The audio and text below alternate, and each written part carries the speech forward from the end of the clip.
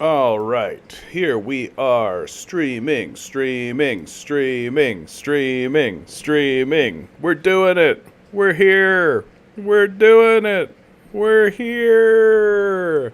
Da da da da. For those of you who are just listening at home, the way this works. Welcome to the Canadian Commie. We're so glad that you're listening. We're so glad that you're here. I am reading articles of the Daily News about the decline of Western civilization. The people I am talking to, I'm reading comments on my YouTube stream that I'm doing simultaneously to this.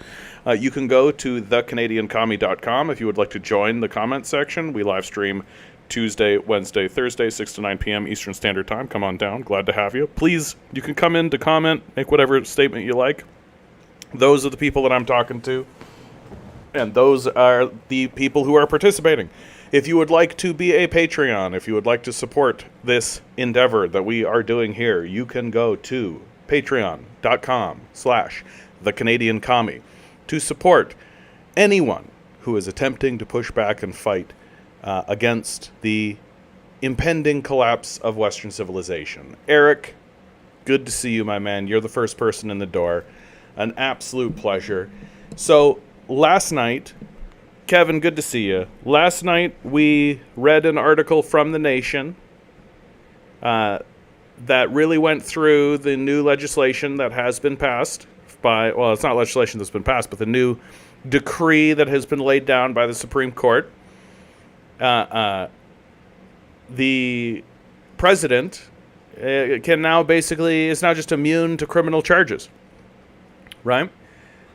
Well, the fallout from this is just getting to be silly. Silly would be the word that I would use. I mean, it would be silly if it wasn't so dangerous. Peanut Butter Beatrice, Gabriel, good to see you. We have an article here from The Hill. Conservative heritage leader, Second American Revolution will be bloodless if the left allows it to be. So for those of you who don't know, the Heritage Foundation is an organization, is a far-right, Koch brother-funded think tank that essentially has erected a piece of legislation or a legislative series of policies that they call Project 2025. I've read sections of it on this channel. It is like a far-right, almost Nazi-level wet dream that will absolutely gut America down to its barest bones. And now we straight up have an article here from The Hill where that organization that is funding Donald Trump, that's funding the right wing of the Republican Party, conservative heritage leader, Second American Revolution will be bloodless if the left allows it to be. So as long as the left lays down and takes this legislation where we're going to, round up Latinos and ban Muslims and do all that kind of stuff, as long as they lay down and take it, everything will be totally fine. Exactly, XD. Stop resisting. Stop resisting. The leader of conservative think tank The Heritage Foundation argued the Supreme Court's ruling on presidential immunity will reinforce a second American Revolution, which he said would remain bloodless if the left allows it to be. Heritage Foundation President Kevin Roberts told Steve Bannon's War Room podcast how the Supreme Court ruling on immunity, which largely shields former presidents from criminal prosecutions for actions in office, should encourage conservatives. In spite of all this nonsense from the left, we are going to win. We're in the process of taking this country back. No one in the audience should be despairing, Roberts said, adding, and in spite of all of the injustice, which, of course, friends and audience of this show, of our friend Steve know, we are going to prevail. We are in the process of the Second American Revolution, which will remain bloodless if the left allows it to be, he added later. Calling the Supreme Court ruling vital, Roberts pointed to Alexander Hamilton's 1877 essay, Federalist No. 7, in which he argued for a strong executive leader. You know, former congressman, the importance of Congress doing its job, but we also know the importance of the executive being able to do his job, Roberts told former Representative David Bratt, who hosted the podcast episode, with Bannon having reported to prison this week. And can you imagine, Dave Bratt, any president, but politics off to the side, any president having to second guess, triple guess every decision they're making in their official capacity? You couldn't have the republic that you just described. Roberts Heritage Foundation is the moving force behind Project 2025, a conservative blueprint for a possible Trump re-election in November.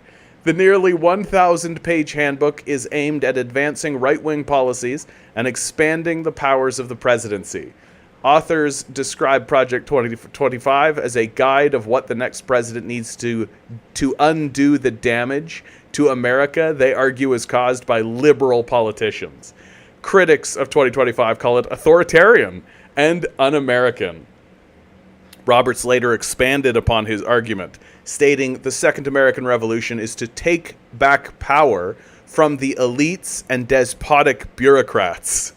And the way to do that is by erecting an executive that is unaccountable to the people. Got it. These patriots are committed to peaceful revolution at the ballot box. Unfortunately, it's the left that has a long history of violence. So it's up to them to allow a peaceful transfer of power, Roberts wrote in a statement to The Hill, pointing to alleged weaponization of government agencies and what he described as violent riots in 2020. Oh my god, these guys are like so demented, eh?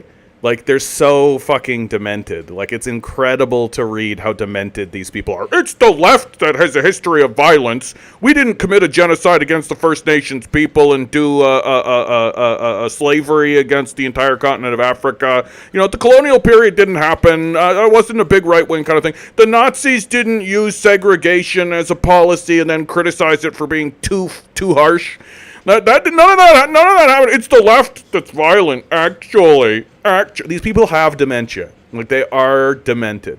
It's absolutely wild to see this unfold in America.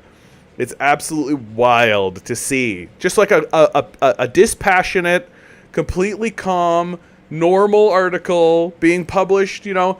Oh, you know, here we are at the Hill, you know. Well, today in today's news... In today's news, Americans lost the ability to have choice. The president can't be criticized, or else you'll go to jail for it. Yep, just another day on the Hill. The Supreme Court handed down the 6-3 decision Monday, ruling alongside ideological lines that presidents have absolute immunity for actions that fall within the core responsibilities of the office, and are at least presumptively immune for all other official acts. The decision was applauded by Republicans as a win for Trump, who is staring down a federal criminal election subversion case brought by special counsel Jack Smith. The decision is likely to delay the trial, first sending the case back to a lower court to decide if Trump's actions surrounding January 6, 2021 are protected from criminal prosecution for decisions while made in the White House. Several Democrats, meanwhile, lambasted the decision, arguing it will embolden future presidents to break the law with impunity. The Democrats have long argued that under the Constitution, no one, not even the president, is above the law. By ruling that Trump is protected from prosecution for certain actions, the Supreme Court violated the intentions of the nation's founders, the Democratic critics said this week. Yeah, but we all know that if this happened under the Democrats, it would be flipped. Right? The Republicans and the Democrats would essentially switch scripts, and it would be the Republicans that would be saying the things that the Democrats are currently saying, and it would be the Democrats upholding the legislation. Why? Because Republicans and Democrats are allies.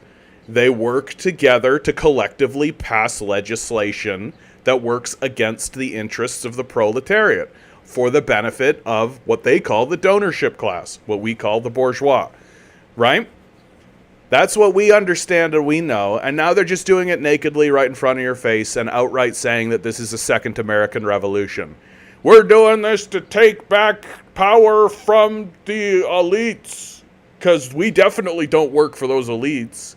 Yeah, we're definitely not passing this piece of legislation to protect ourselves from the proletariat and from rising threats from below. We're definitely not doing that. Oy vey.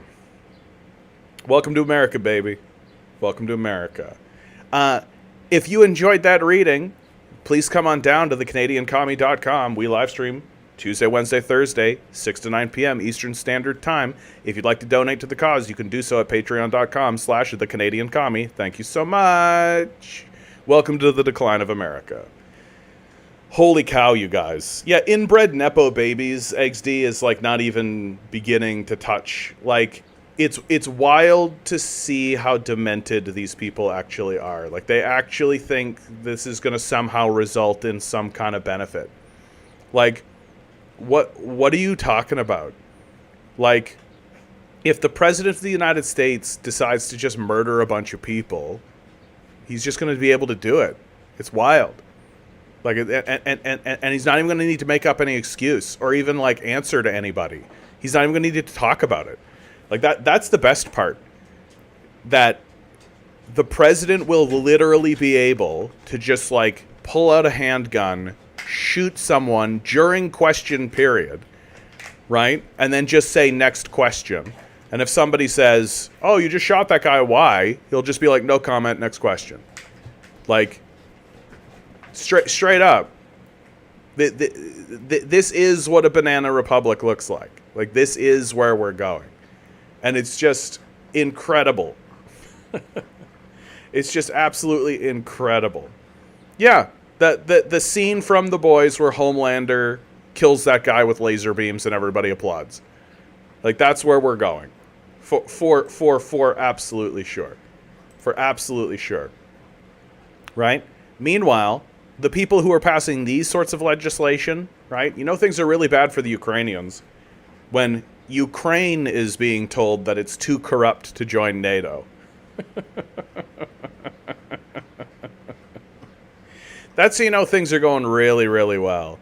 That's how you know things are going really, really well, right? When a country that's literally passing legislation to say that the president can do no wrong. The president can do no wrong. Is being told that, oh, no, we have standards still, though. Ukraine will be told it is currently too corrupt to join NATO in a major blow to Vladimir Zelensky. This is from The Telegraph, which is like UK Fox News.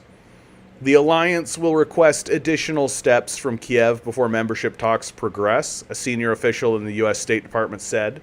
The position will be set out in writing in the NATO communique to be signed in the alliance's annual summit on July 9th.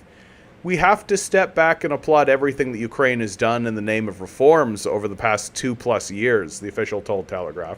Well, over the last 2 years, they let a lot of Nazis into power, which NATO really loves. NATO has a real love affair with Nazis. They really love Nazis. As they continue to make those reforms, we want to commend them. We want to talk about additional steps that need to be taken, particularly in the area of anti-corruption. It is a priority for many of us around the table, the sources add. Mr. Zelensky, Ukraine's president, is pushing for swift NATO membership after the war ends to protect from future invasion. It would compel the US and Europe to come to the defense of Kiev in the event of any Russian attack. Yeah, the idea that NATO would allow Ukraine into its you have to be insane.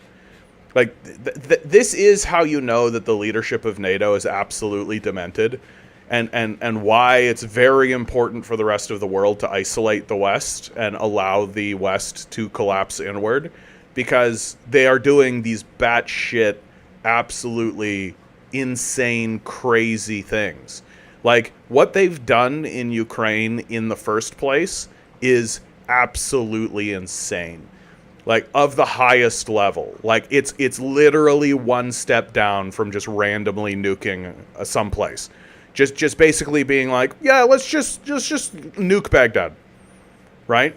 Well, one step down from that is what they've done in Ukraine.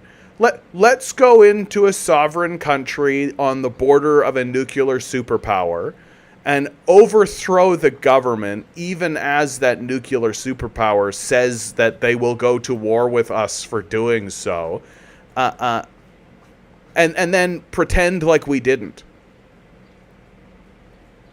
These people are fucking nuts.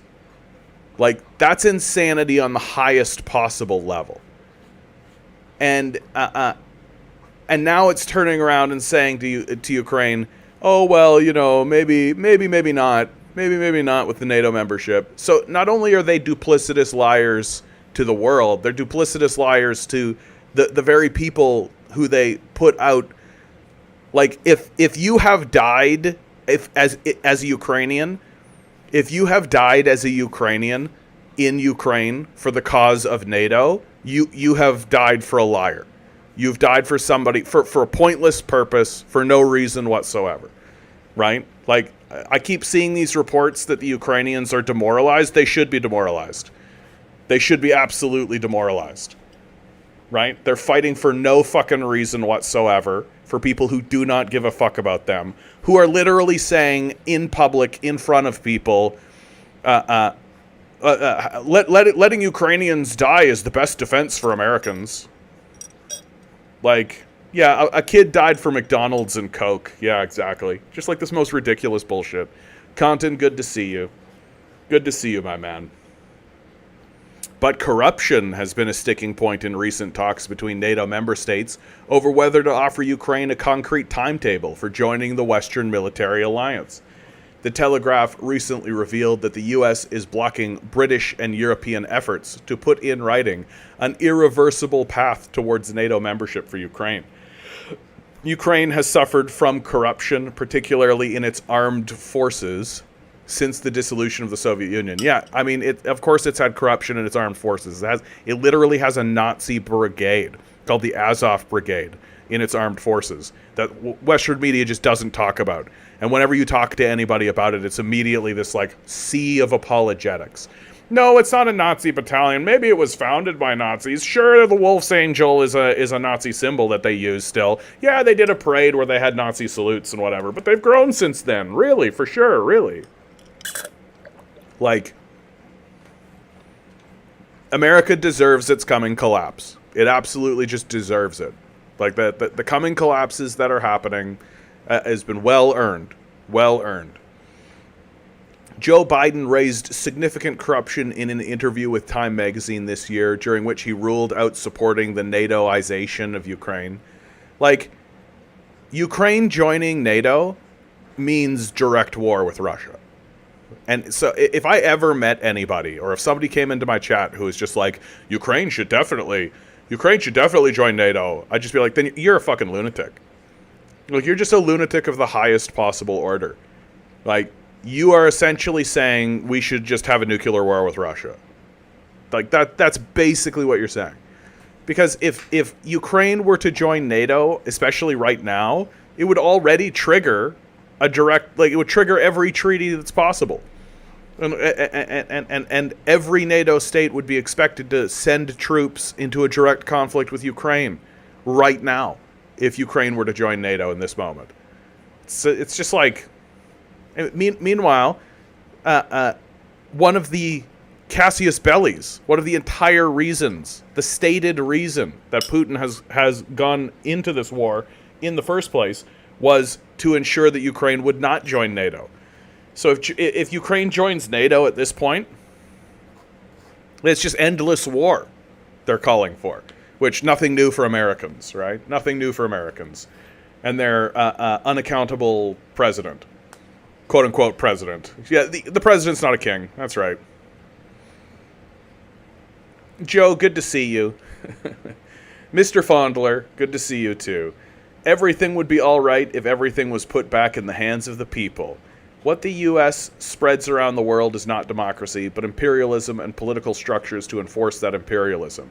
If you try to make the Democrats be what they are not and never will be, you'll end up being more like what the Democrats actually are.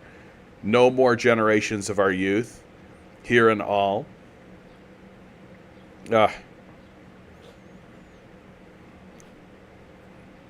Bread Bunny, hey John, I'm listening with a kind new viewer. Well, hello, kind new viewer.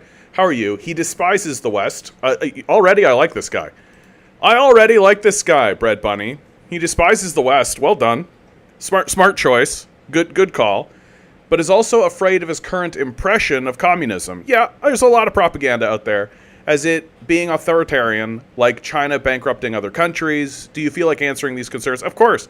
No. I always put precedent towards new viewers. New viewers, because new viewers often come in with a lot of preconceived notions, and there's a lot of bullshit, right?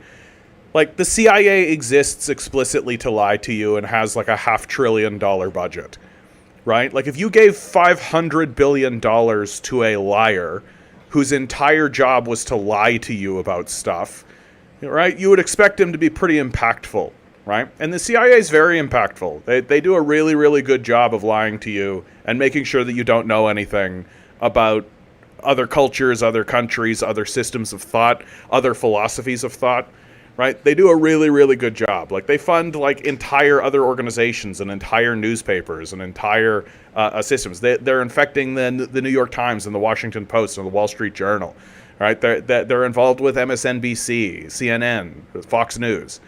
Like, the idea that the average Westerner has even a beginning, right? The beginnings of an idea of what's going on outside of their own culture. Like, the average American has no fucking idea what's going on. And I'm not saying that to be insulting. I'm saying that because it's just explicitly true. There's just absolutely no way a normal, average, everyday citizen who's just walking around living their lives, looking at basic news articles that they get from Western media, is going to have even remotely close to an accurate impression of what's going on outside of their borders.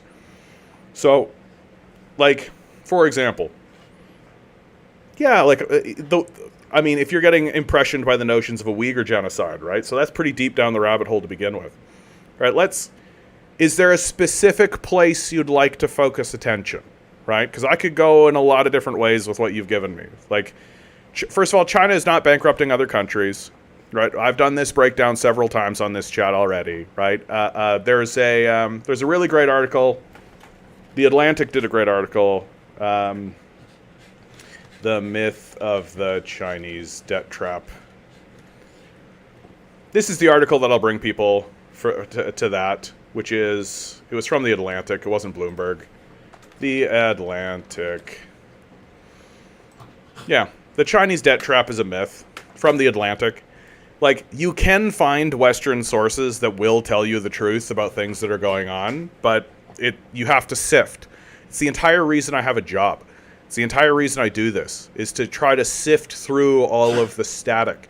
Because the strategy of the ruling class right now is that they know they can't actually have a conversation or a debate along ideological lines. They know they lose that debate, right? They know that if they actually put someone in front of the people being like, capitalism is good, actually, and then they put another person in front of the people who was like, I have concerns about capitalism and there are other systems that we should actually be trying, they know they lose, right? So the strategy now is just to fill the airwaves with as much bullshit as possible, right? And in the hopes that there'll just be so much static electricity that you just won't be able to see.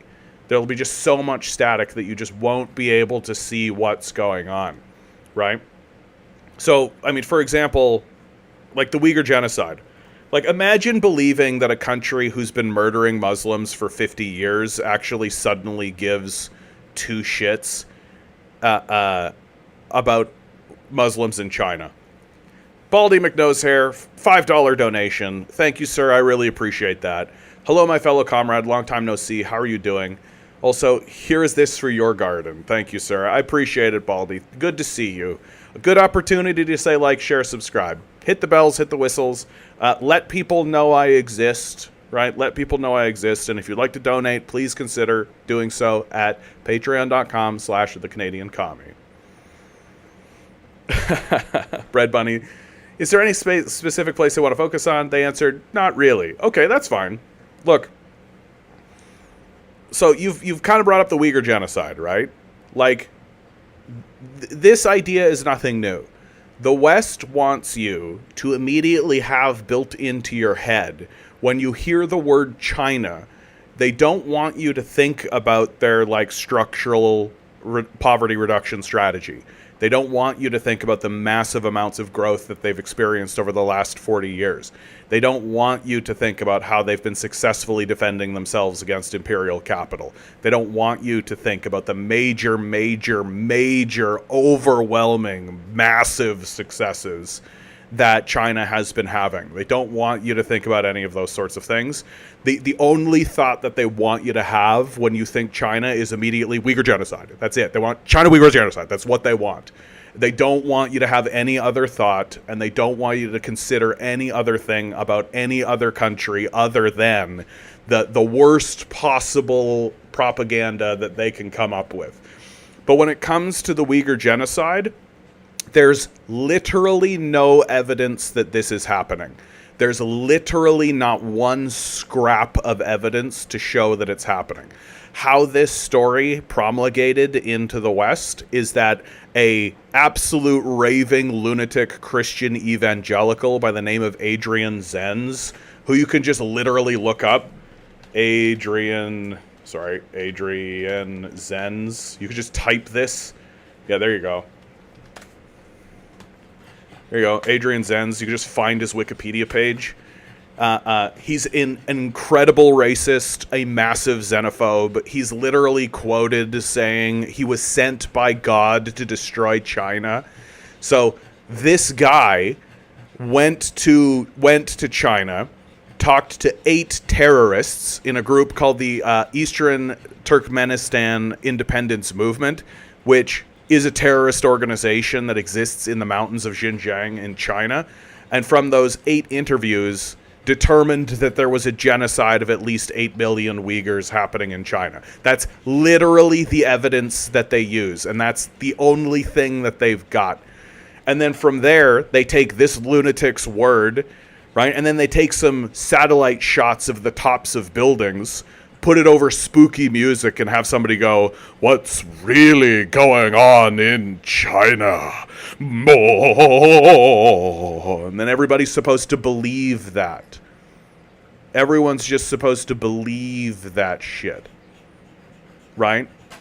So it's completely fraudulent at the highest possible level. The idea that anyone is supposed to take the Americans of all people seriously when they clutch their pearls and say, "Won't someone please think of the Muslims?" while they actively are currently today committing a massive genocide against a Muslim population is just, it would be satirical if it wasn't real. Right? It would be something that a satirist would make up in order to show the absurdity of the empire. But it's beyond absurdity at this point. Like, America is a parody of itself and spreads so much propaganda into the populace that has now gotten like easy to debunk.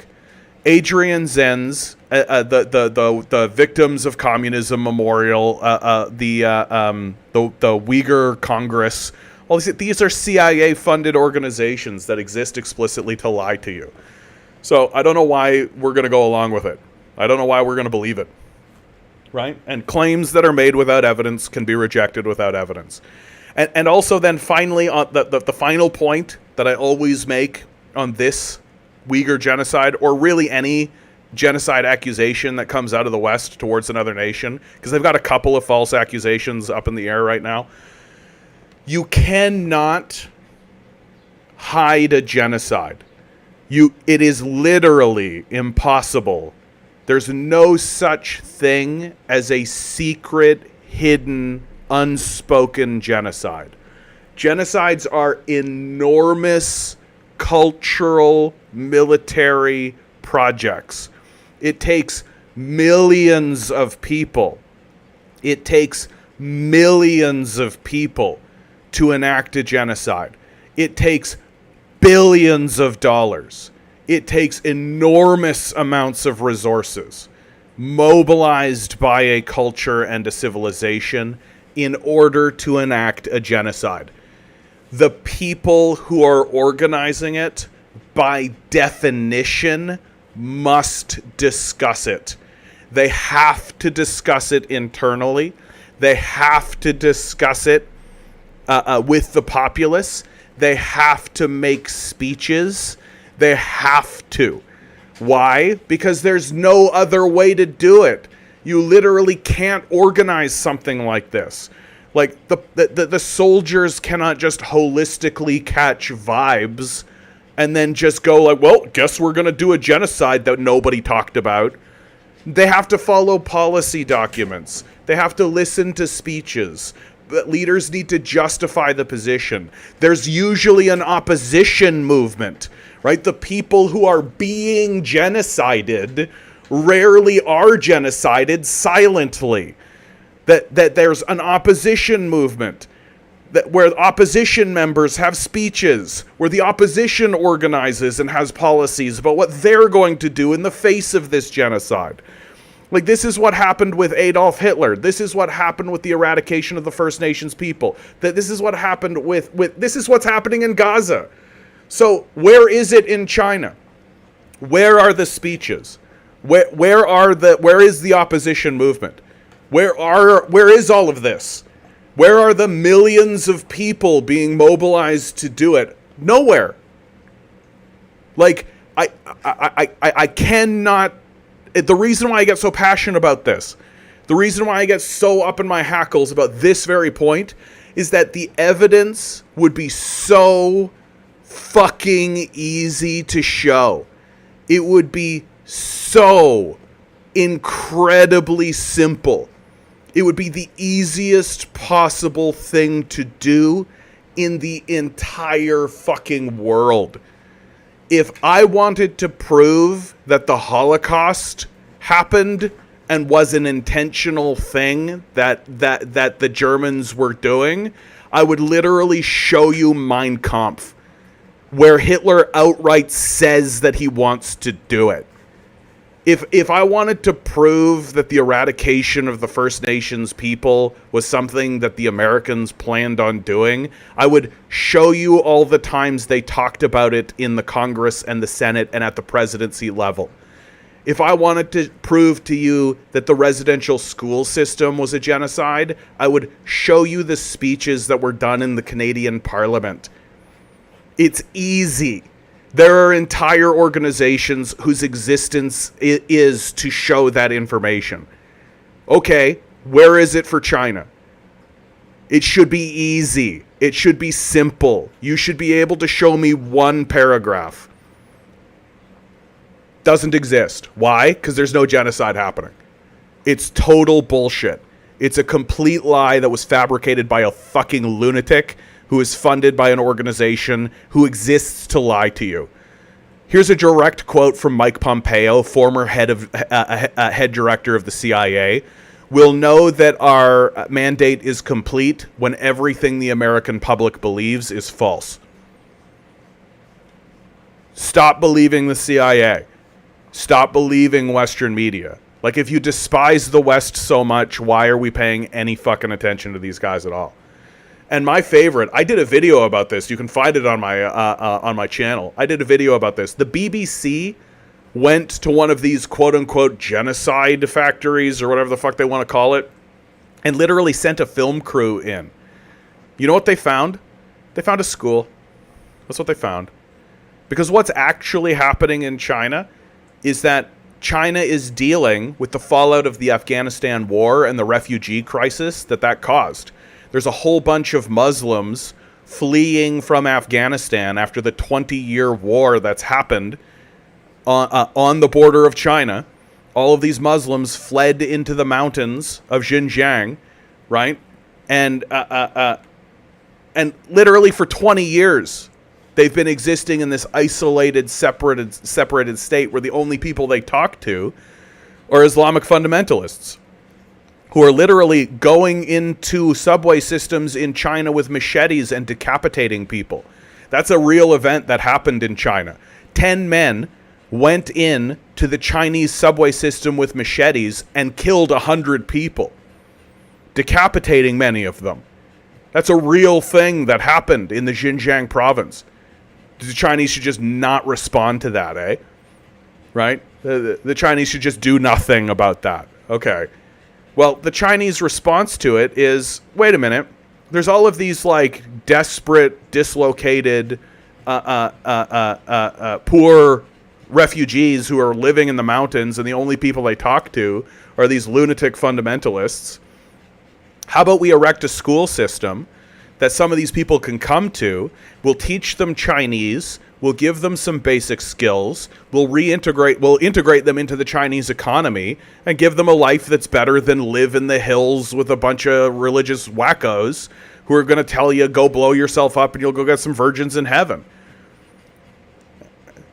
And so what the West does in response to this is they look at those schools and they go, that's ethnic cleansing. That's a genocide. And we know because that's what we do. So the BBC sends a film crew in and they literally find a school where everybody they talk to in the school is saying, yeah, I'm here voluntarily. I came here voluntarily. I was in the mountains and I talked to a guy and he said, you should go here. And I was like, yeah, that actually sounds like a good deal. I'll just come here. And then at the end of the night, the BBC, and the whole time the BBC is just like, what a song, it's a genocide, it's definitely happening, even though we're in the place and we can't see it. You know? They've got a film crew literally in the face of people, and there's just like nothing. And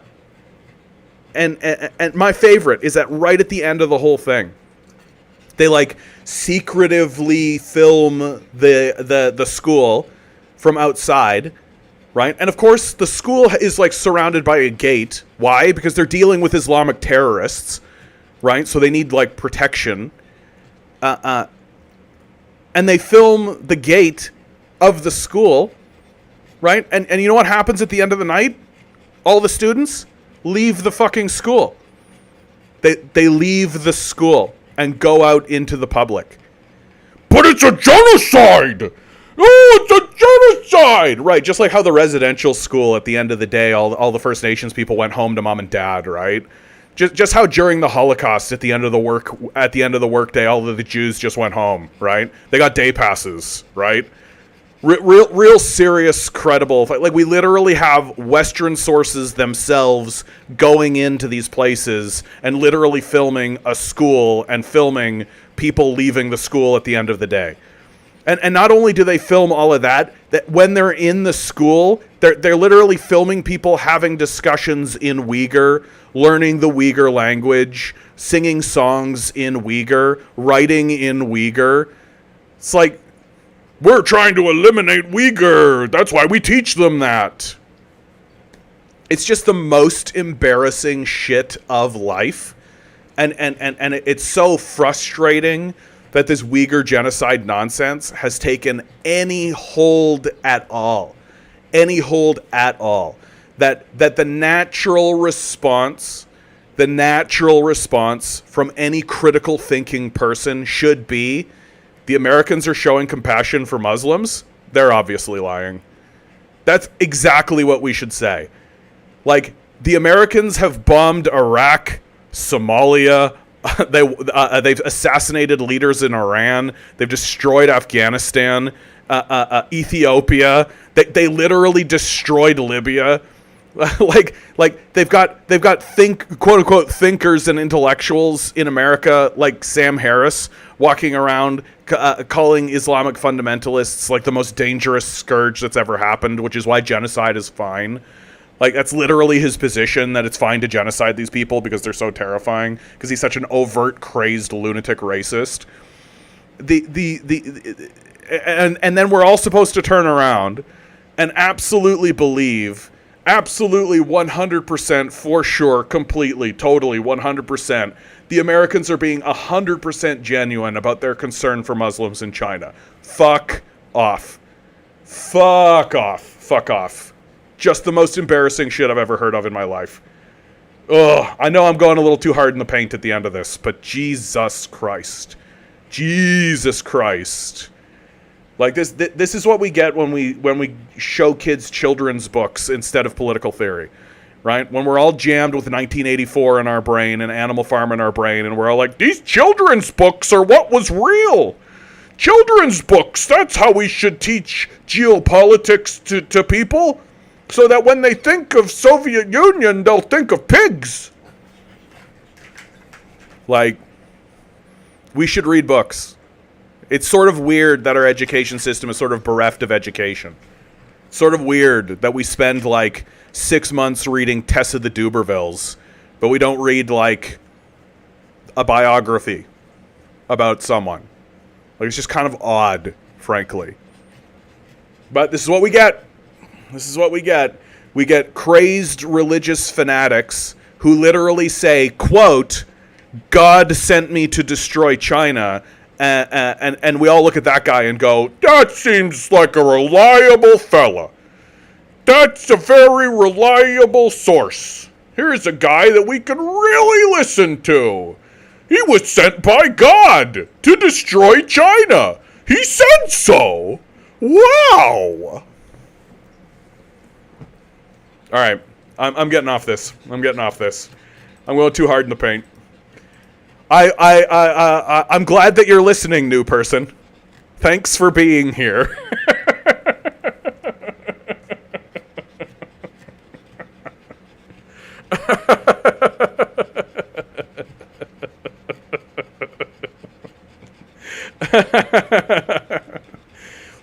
Fucking Uyghur genocide, man. It's such a trigger for me. Holy shit, I didn't really realize it until right now that, like, the Uyghur genocide thing is just like... Because it's just so audacious. It's just so audacious. It's just literally like, let's look at a country and just say they did a genocide and people will believe us. Yeah. I mean, it worked before. It worked for the Holodomor. It's still working for the Holodomor. Fondler says, everything would be alright. Hold on. Fondler continues, socialist society should be the furthest thing from a stagnant and dreary place, but it will never be that if everything is top down, yeah? And if people are told that the leadership always knows what's right and it will take care of everything, that everyone must march precisely in step and so on, how can we, when we're in power, despise and suppress the very kinds of things we welcome and promote? Now, nonconformity, critical thinking, the unwillingness to blindly follow authority, and so on. Nice guys finish last is a widely propagated piece of so-called popular wisdom in the U.S. And this is really revealing of the kind of society it is and the kind of society its rulers want. It's a willing self-exposure on their part. But we are out to do something very radical, to overturn all this. We are out for nothing less than to finish first and remain nice guys all the way through. To win victory for the proletariat, not just in the US, but worldwide, and to bring into being a radically different world with radically different people, a world of freely and consciously cooperating human beings, without inequality, oppression, and class distinctions. With no education, you have neocolonialism. The result is that foreign capital is used for the exploitation rather than the development of less developed parts of the world. Investment increases rather than decreases the gap between the rich and poor countries of the world, the state of which is independent and has all the outward trappings of internal sovereignty. In reality, its economic system, and thus its political policy, is directed from outside. Socialism is not spontaneous. It does not arise from itself. It has abiding principles according to which the major means of production and distribution ought to be socialized if exploitation of the many by the few is to be prevented. That is to say, egalitarianism in the economy is to be protected. Yeah, dude. Preach it. Yeah, Jesus, preach it. Bread Bunny. Yeah, John, that was well described. They are kind of speechless now. Yeah, good. Yes. I have rendered you speechless. Which is, yeah, that's, I mean, I'm an overwhelming person. What can I say?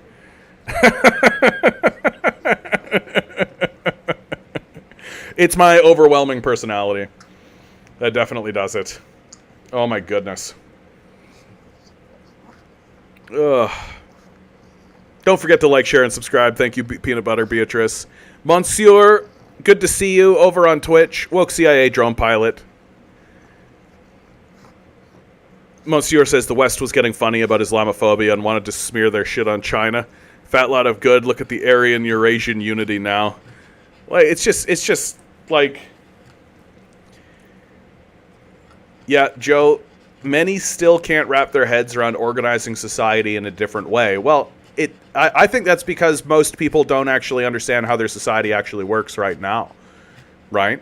Like, if you don't actually understand how your society works right now, if you don't actually have, like, a systems thought about how your society functions or how it works, then you can't possibly see how you could reform it or change it, right? You can't possibly see how things could be different if, like, this is why the concept of capitalist realism is so important to the capitalist class. They have to get you convinced beyond the shadow of a doubt that what you're experiencing right now is the end of history, the natural way of things, that there can't be another way to organize anything, and that to attempt to organize in a different way will only lead to disaster. It will only lead to catastrophe, right? If we even attempt it, it will only lead to catastrophe. Why? Because this is the natural order, right? Has nothing to do with the fact that the capitalists will bomb the shit out of you, right? Has absolutely nothing to do with the fact that the capitalists are going to do everything they can to destroy everything that you have if you even attempt it, right? Like, they've made it beyond clear at this point that they are going to destroy literally everything for money. Like, they've made it perfectly clear to everybody that at this stage in the game, they are going to destroy the earth, like literally the land, the water, the air. They're going to despoil everything, just so they can make the tiniest shred of profit. If it makes them a penny, they will destroy your house. Like, that is where we are at with these psychopaths that are ruling us. And it's just, I just don't think that we should bother pretending like any other thing is happening. And I've said it several times, like, I'm just the one that's a little bit of ahead of the curve when it comes to this kind of stuff. That's all.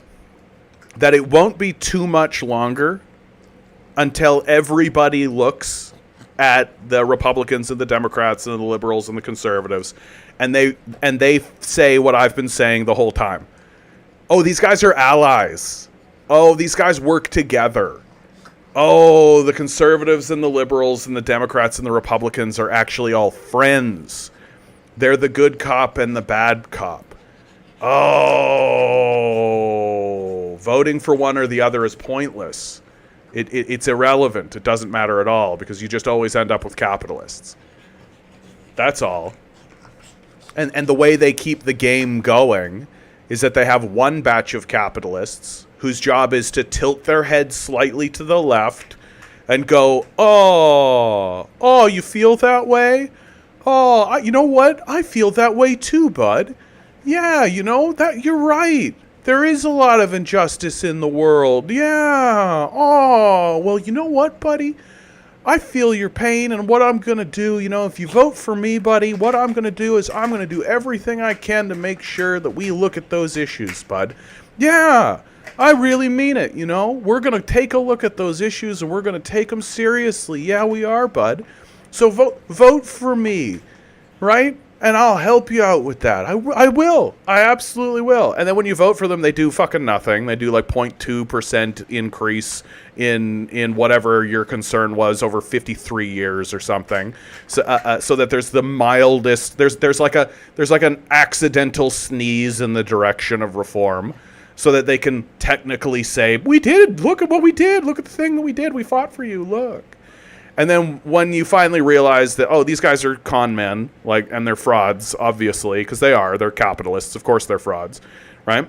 Well, then you don't vote for them, and that lets the other capitalist come in, and the other capitalist is the guy who's saying, I'm going to cut everything, fuck you, work harder.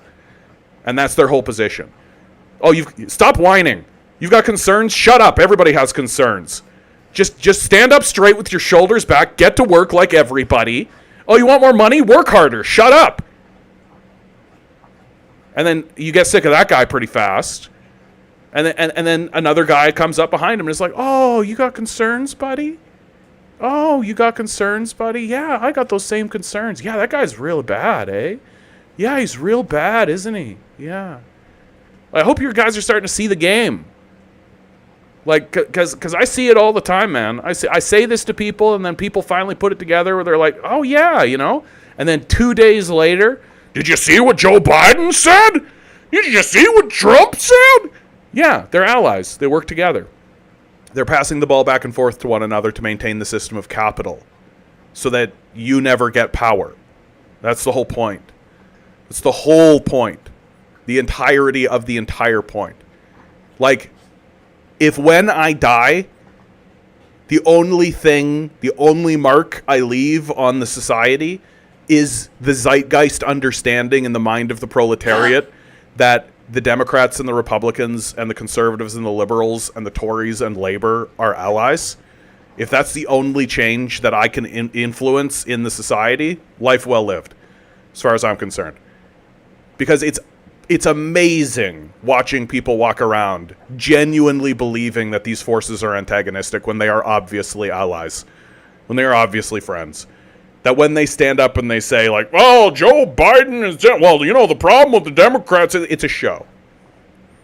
It's just a show. It's just theater.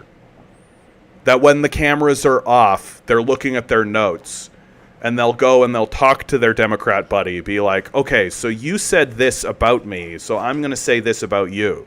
And that's right? Okay, cool. Good. Okay, great.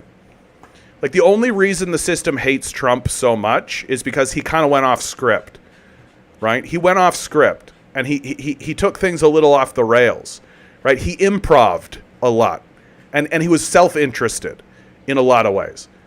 But at the end of the day, the system recalibrated and was just like, oh, actually, this guy, we can work with this guy, and we can figure, yeah, okay, great. And so he's just back in the fold, and he's a useful ally now. He's even more useful than previous Republicans, because the previous Republicans weren't talking about presidential immunity, and they weren't talking about, like, overthrowing the system of democracy, right? Trump is. So he's just super useful for them now. And he's willing to do it. And the reason why he's willing to do it is because, oh, he gets to be the president. Sweet. Like, you are never, under any circumstances, in any Western country, any country that's part of NATO, any Western country whatsoever, there's no such thing as a democracy. What are you talking about? You just get to pick between what color capitalist you like. You want the red capitalist or the blue capitalist? Maybe if you really get your act together, you can go for the orange capitalist. Yeah. How do you like that controlled dissent? Oh, everybody really hates the blue and the red capitalists, so we gave them a third option that's slightly more to the left, but still pretty far to the right. Bread Bunny writes, they want to know if you've read The Bob Ivers by Denise Taylor. I have not. Let's look it up. What is the Bob Ivers Denise Taylor?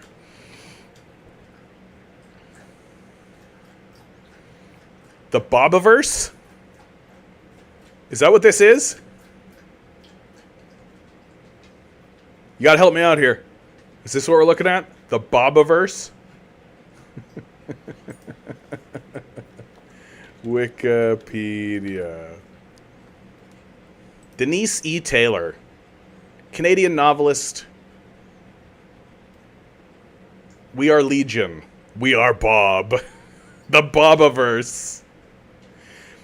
Taylor's Bobiverse series explores how technologies like cryonics, mind uploading, and artificial intelligence might change the society and human condition. Another major topic is global catastrophic risk, which is also featured in Outland and the Singularity Trap. Oh yeah, okay. I always have pretty big criticisms of things like mind uploading. Like, we here in the... This is going to get a bit esoteric, but I'm going to talk about it anyway. We here in the West have a very disconnected view of ourselves. We are in many ways disassociated from our own consciousnesses. That the system of capital has kept us in a state of total flight or fight, that we are basically in survivalist mode most of the time.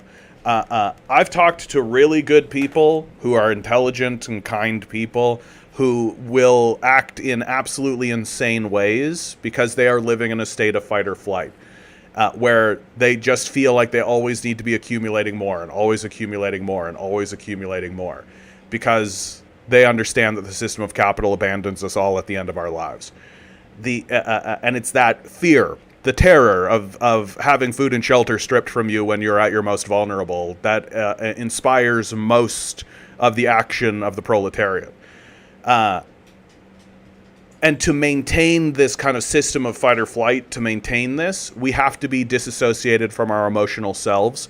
We're not allowed to acknowledge our emotional selves in a serious way.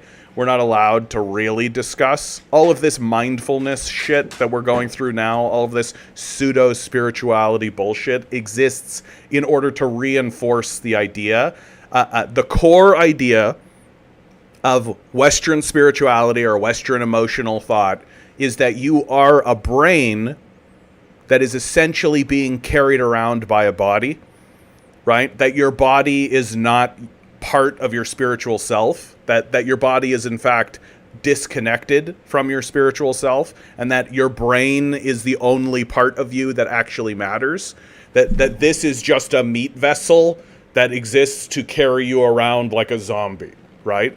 When the truth is that you are actually a body primarily with a brain in it, and that your brain is actually just one part of many that are all equal and all worthy of equal investigation. And that if you actually do the difficult journey of investigating your emotional or spiritual self, right, you will find a deeper connection to your emotional self. You'll be able to get out of your fight or flight patterns, and you'll be able to pursue the things and the initiatives that you think are important. So the reason why I went down this whole rabbit hole of discussing all of that, this chakra poster I have behind me, it's not because I think it's pretty, it's because I think it's serious. Mind uploading, I cannot, this idea, this concept of mind uploading only makes sense to someone who is disassociated from their emotional selves and their spiritual selves. Because the very thing that would happen to a human being if you took a human being's consciousness or mind and uploaded it into a machine of some kind, even a robot, right? That being or creature or whatever form it became, the first thing it would do is commit suicide. It wouldn't discuss it. It wouldn't think about it. It would maybe elicit a horrifying scream from hell and then kill itself. Because humans do not understand what they actually are. And what they actually are is a body. Your hands are just as important to you as your brain. Your stomach is just as important to you as your brain. Your balls is just as important to you as your brain. Your intestines, your spine, your heart, it's just as important to you as your brain. And the idea that you're going to leave all that behind and upload your consciousness into a sterile series of tubes, process circuit boards, and end up being happy somehow, you're downloading yourself into hell. You're literally removing your humanity and becoming a demon in a literal form, in a literal way. So I just don't think that science fiction writers who are writing about mind uploading and artificial intelligence are being very serious about it. That even when they have like a cautionary tale, it's in this like very like sideways. Like if I was downloaded into a robot, the first thing I would do is scream because I'm in hell and kill myself. And I would expect anybody to act that way. And if I found somebody who didn't act that way, I would assume that they were just a raving, like Jason Voorhees level psychopath.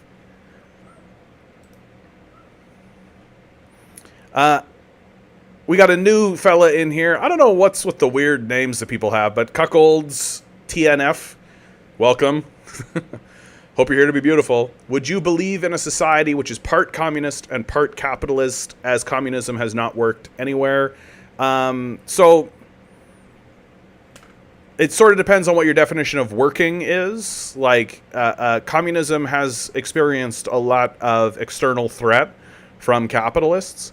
The first generation of communism was wildly successful. In the Soviet Union, it overthrew the Tsars, first people into space, defeated the Nazis, huge land reform movement, increased prosperity in the country wildly. Modern day Russia and the prosperity that modern day Russia has the Soviet Union to thank for a lot of that. Sure, the culture eventually turned away from communism, but I mean, the Nazis killed 25 million people. I always like to say that the Soviets beat the Nazis, but fascism beat communism. So, I mean, I guess if your argument is that communism doesn't work when it's been destroyed by fascists, sure, I suppose. You could take a look at a place like China right now, and they're essentially maneuvering through a capitulation to capital. Right? Like, the Chinese are a revolutionary communist government that is managing systems of capital at the end of a gun, right? That at the end of the Vietnam War, like, where the Americans were murdering the Vietnamese and the Koreans and the Laotians and the Cambodians, literally 20% of the civilian populations of those countries were killed. At the end of that conflict, the Chinese said, okay, like, we can't continue fighting the Americans. We have to capitulate. And so they allowed a certain amount of capitalism into their borders, right? Banks are still controlled by the state. The resource base is still controlled by the state. And now they're going through a process of basically managing the system of capital with the anticipation that capitalist systems collapse. And when those capitalist systems collapse, the Chinese expropriate assets and take control of it. I think so. The Chinese are showing that managing systems of capital can be done, but you have to be vigilant. So Xi Jinping, the modern leader of China, did an anti-corruption purge of the National People's Congress in order to purge capitalist elements and bourgeois elements from the National People's Congress, which Deng Xiaoping said that he was going to do, or said that needed to be done in the future. And so I think it can be done, but it's dangerous. And the way that I think it should be thought of is like, the Chinese stopped a military conflict against the system of international capital and began a system of economic warfare against the system of international capital, and really showed the world that the Chinese way of thinking about economics, Marxism, is accurate, and the American way of thinking about economics, dollar primacy and profit motive, is false. And as we move forward into history, I think that's going to become more and more apparent as America goes into its decline and China ascends. The question, of course, is, will China be corrupted? Will those capitalist forces finally overwhelm the National People's Congress? Will they finally overwhelm the political apparatus? Will they be able to privatize the banks? Will they be able to erect a system of finance monopoly and begin a project of imperialism? That's the big question. So when you ask, or when you say that communism has not worked anywhere, I firmly disagree with that statement. Because all the evidence shows us that communism works, It works every time it's been tried. And the reason why countries turn away from it is because their cultures get blown up. By who? By capitalists. And why do capitalists blow them up? Because they know the threat that communism represents. They understand the threat that communism is. They don't really understand why it's a threat, though. And the Chinese really proved that. Like, the Chinese really showed everybody that capitalists are actually pretty economically illiterate. And that they don't understand Marxism, certainly, and they don't understand economics at all. So, as we get into the future, like, by the end of my life, like, by the time we get into, like, 40 years from now, right, I fully expect to see America to be dealing with major internal turmoil, with a ruling class that's essentially completely disconnected itself from the needs of the proletariat. Poverty everywhere, drug addiction everywhere, suicide everywhere. You know, kind of like how it is now, but much more obvious. Like right now, we're just exiting a period of mass delusion. We're exiting a period of just massive delusion where people still, for whatever reason, believe that American capital is working or functioning, even while homelessness is spiking, drug addiction is soaring, the suicide rate is just going through the roof.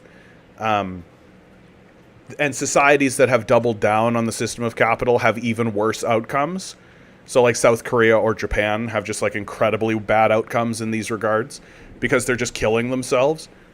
And so I fully expect those crises to deepen and become more serious and more significant, and for it to become naked.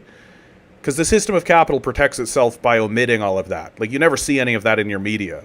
Like, here in the city of Toronto, they'll literally clear encampments, homeless encampments, from parks before they film, right? Like, I straight up watched a homeless encampment get cleared out here in the city of Toronto so that they could film an episode of Y the Last Man. So that when you see the final episode of Y the Last Man and they show the park, there won't be any homeless people there. So that's what the system of capital is actually doing, to kind of omit from its own storytelling and its own history of itself what's actually going on. But it's just going to get too obvious and too naked. People are going to see it with their own eyes, right? Like, you're just no longer going to be able to pretend as though there isn't this mass homelessness, there isn't this mass poverty, there isn't just massive amounts of people who have been completely abandoned by the system of capital. And meanwhile, the Chinese system, and incidentally the Russian system too, I think, as it moves forward, are just going to continue ascending. Because they have policies that basically look at the proletariat and say, oh yeah, the entire purpose of having a governing class is to take care of the proletariat. That's the entire reason. That's the whole justification.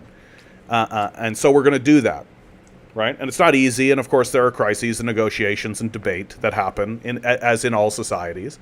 But at least in those societies, they're trying to deal with their problems. Whereas in America, you're just told, fuck you, work harder. That's the American dream. Just work your ass off until you die, so that 5 guys can go to Jeffrey Epstein's pedophile island and rape your children. Welcome to fucking America.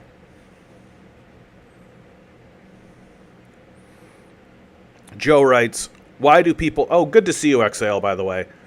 Why do people think capitalism works better? Because they don't know anything else. Like, propaganda works.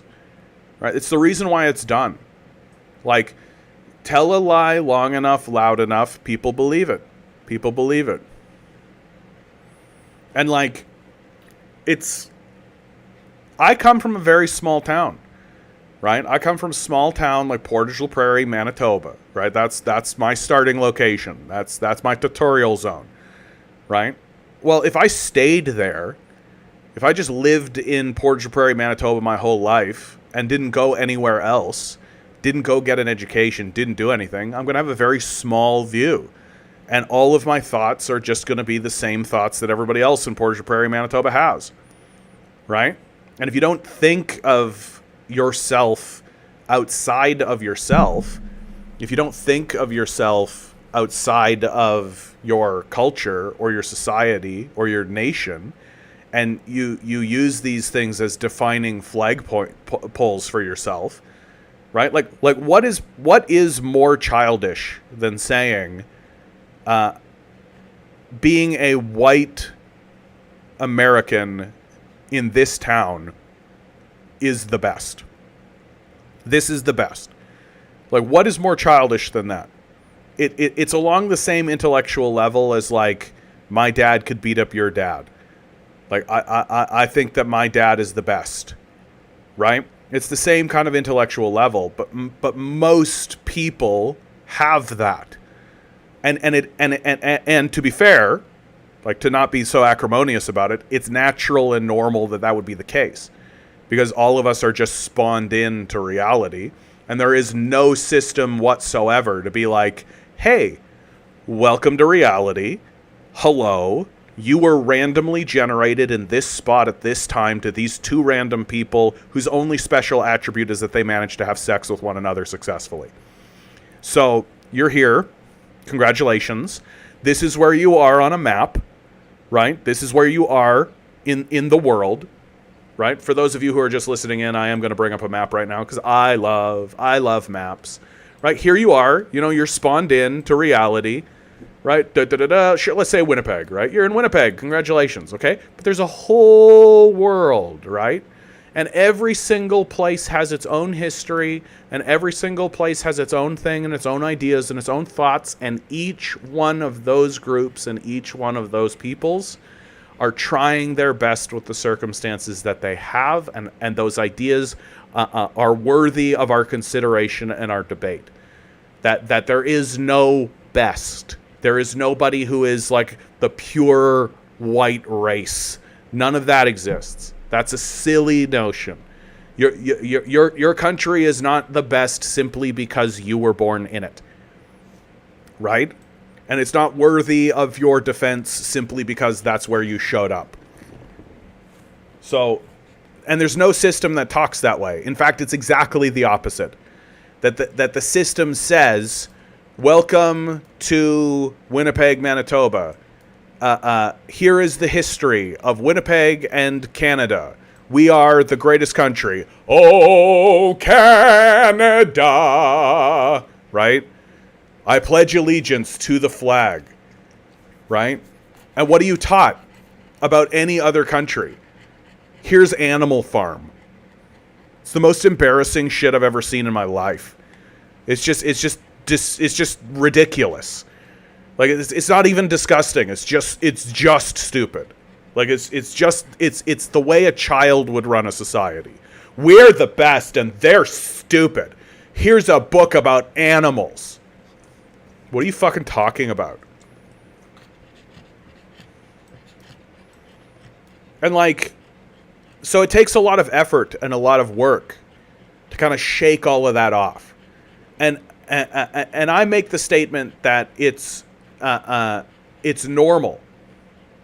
It's normal for a kid to look at their dad and their mom and say, these are the best.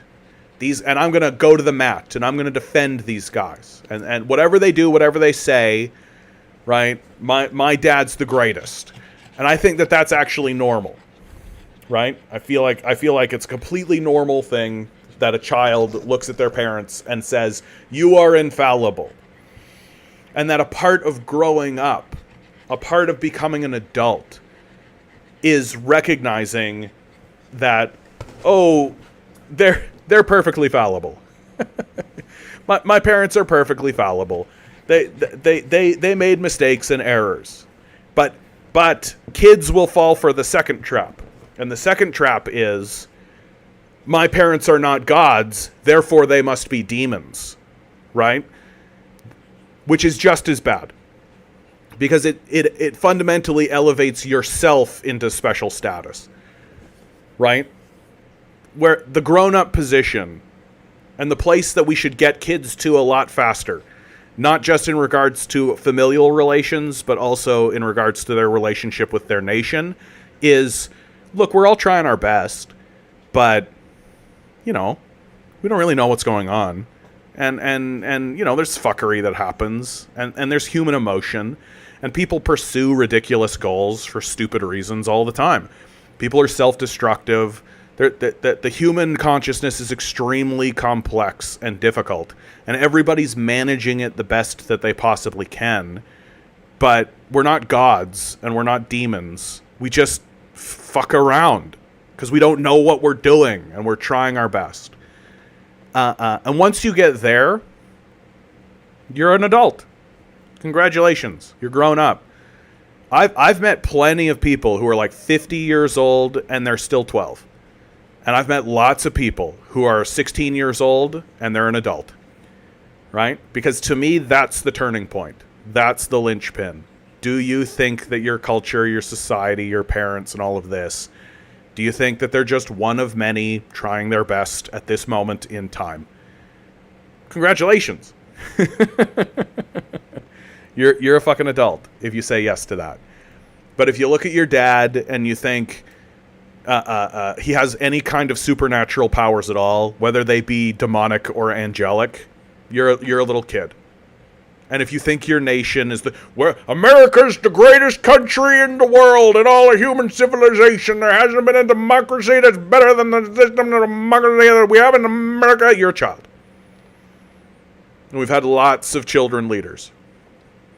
Lots of children leaders. And we're going to keep having children leaders.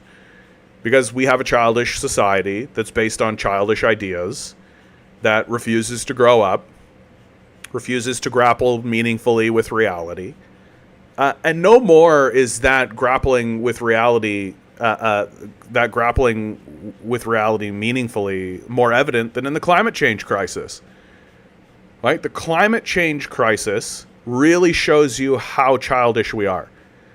Right? We're a deeply childish civilization and society because we refuse to acknowledge that there are clearly rules to this place. Very, very clearly. That we don't really know what's going on. Like, we haven't explored our oceans. We don't really know anything about our planet. Not really. And we keep fucking around, right? Pretending as though, yeah, it's perfectly fine to spew as much poison into the atmosphere as we possibly can. Right? There's no tipping points. When it's very obvious that we've been randomly spawned in to a system that very clearly has rules, right? Like, and like, let me be really clear what I mean when I say that there are rules, right? Like, because some of them you don't really even consider to be rules. You just sort of take it all for granted. You don't really think about it, right? But these are hard and fast rules that you follow, and you know you do. If you don't eat, you die. That's a rule, right? That's a rule with serious consequences. If you do not drink water, you die. That's a rule with serious consequences. It's baked into the system. There's no one enforcing it, right? There's no ministry of water drinking that mandates that you have to drink a certain amount of water or there will be punishments handed out arbitrarily. No. It is built into the fabric of reality itself. Drink water or die. Period. Well, here's another rule. If you spew carbon dioxide into the atmosphere, it will catch UV radiation and it will heat your planet up so that you will experience heat death. That's a rule. And it's a rule that we refuse to follow. It's a rule that because we're caught in this manic, necromantic, crazed hysteria. We have superpowers. We've done it. We dredged up the dead, the bones of our ancestors that exist now because they've been compressed and crushed underneath the earth for so long. They exist now as sludge. They've been decomposed into a black liquid that we can take and pour through a mystical alchemical process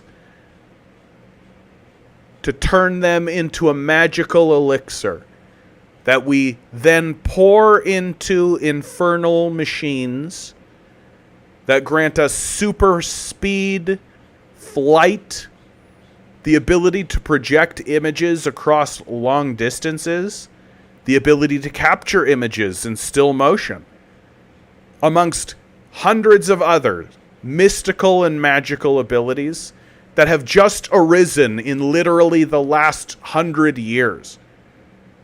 My grandmother lived in a world without flight. And now here we are. And so we're caught in this manic craze of superpowers. We crave superpowers. We want them so badly. And we know it's destroying us. We know it's destroying us. But we're addicted. We refuse to admit to ourselves. We refuse to say out loud to one another, we gotta cut back on this superpower shit. We gotta cut back on this. We gotta hold back. We certainly shouldn't be allowing a single individual to fly a plane across the world to get a fucking cheesecake and come back like goddamn Kim Kardashian does. We certainly should not be allowing Jeff Bezos to take a couple of bimbos and a celebrity and shoot a rocket up towards space, creating more pollution than the entire population does for a year in a single shot. We certainly shouldn't be allowing that to happen. That if we're going to use these superpowers, we should be doing it for big, massive, large-scale purposes so that it has a payoff. Because when we burn the corpses of the dead, we awaken them. And they float up into the sky and they look down on us with nothing but contempt and ire. And they say to us, "How dare you awaken me? For your punishment, you will burn." And we will. And we will. And we're doing it. We're creating a heat death extinction moment for the species so that we can fuck around and fly on jets and shit. So that we can like watch TikTok videos. Cause you know, it's really important that I get to my job. You know, I got a job that could definitely be done at home, shuffling papers back and forth. But boy, I got to go into the office because my boomer owner tells me that I got to go there because it makes him feel good about himself. Like, this is childishness, and it's nothing else, right? Like, it's just the kind of psychopathy and the kind of lunacy and the kind of ridiculousness and the kind of absurdity that only a child has, right? Like, the inability to just stop eating cookies, dude. Just stop. Just quit it. Real simple shit. And you can see this in our media. You can see this in our culture. All of our movies are either superhero movies, so enacting the power fantasy of having superpowers, which is what we're doing in reality. We're just creating like a god. We're creating a pantheon of gods in order to talk about the power fantasy that we all are striving to achieve. I want a private jet. Oh man, it'd be so cool if I had a Bugatti. Oh wow, Homelander, he's so awesome. Or they're post-apocalyptic movies. That it's easier for us to imagine the end of human civilization than it is for us to imagine the end of capitalism. And that capitalists are not going to permit stories to be told that are set in a post-capitalist world. They are not going to allow the proletariat to envision and imagine a society that exists without capitalism in it. They are not going to permit film and television to be made that say, yeah, we were doing this capitalism thing, but then we worked it out and we found our way through and now we're living in a better system. The last iteration of that I ever saw was Star Trek The Next Generation, the first season of Star Trek The Next Generation. But the capitalists steadily started to figure out, yeah, we can't let people talk about this. We can't let them talk about a post-capitalist world. What are you talking about? No. Capitalism is reality. Capitalism is the end of history. Capitalism is natural. We can't have a serious discussion about a post-capitalist society and what that might look like. Because capitalism is my daddy, and I love my daddy. And my dad can beat up your dad.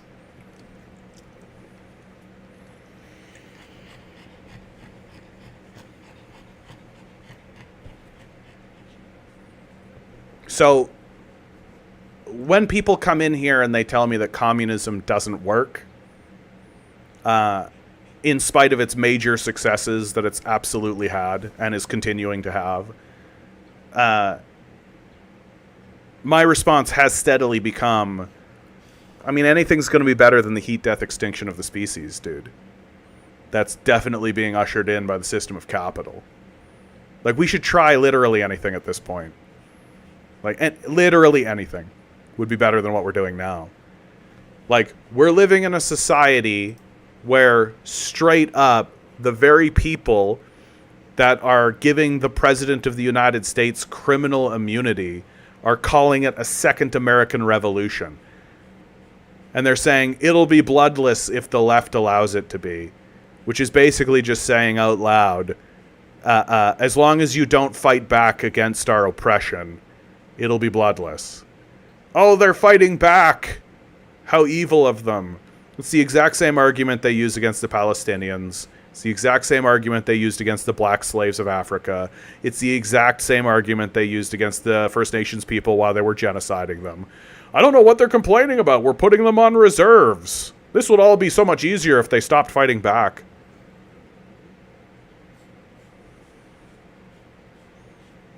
And the truth is that as we approach this heat death moment, and as we approach this just the scouring of the planet, the United States is heading for a major, major internal collapse. And it's heading for a major internal collapse because the systems that exist were erected by capitalists in order to maintain the system of capital. Not to maintain the ecosystem, not to maintain the survivability of the people, but to maintain the system of capital itself. And so the only people who get elected into positions in the American system at all are people who are there to defend the system of capital first and foremost. That doesn't exist in China. That when systems of capital collapse in China, the Chinese expropriate the properties, bail out the workers, tell the capitalists to pay, and in some cases even execute the capitalists.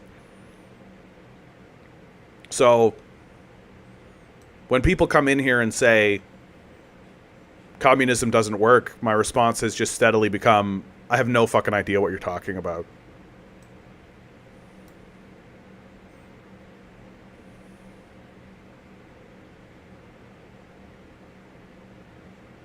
Fiddleford, good to see you over on Twitch. In the wacky New Age stuff, I hear people talking about going from carbon to silicon as a representation of higher dimensional states. Computers use crystals. That is the extent I will entertain some sections of the New Age movement. Welcome to the machine. Yeah, I mean, I'll just reiterate what I said previously. I think that if you were downloaded into a silicone robot, the first thing you would do is scream in terror and kill yourself. You would be in hell. It would be hell. It would not be a good time. Like, being disassociated from your sexuality, being disassociated from your heart, being disassociated from your hunger, from your passion, your desire, your love, your lust, being disassociated from all of those sorts of things. Boy, howdy, dude. I just don't think that people really respect. To me, the whole conversation really smacks of a lack of self-respect. That's really what it is.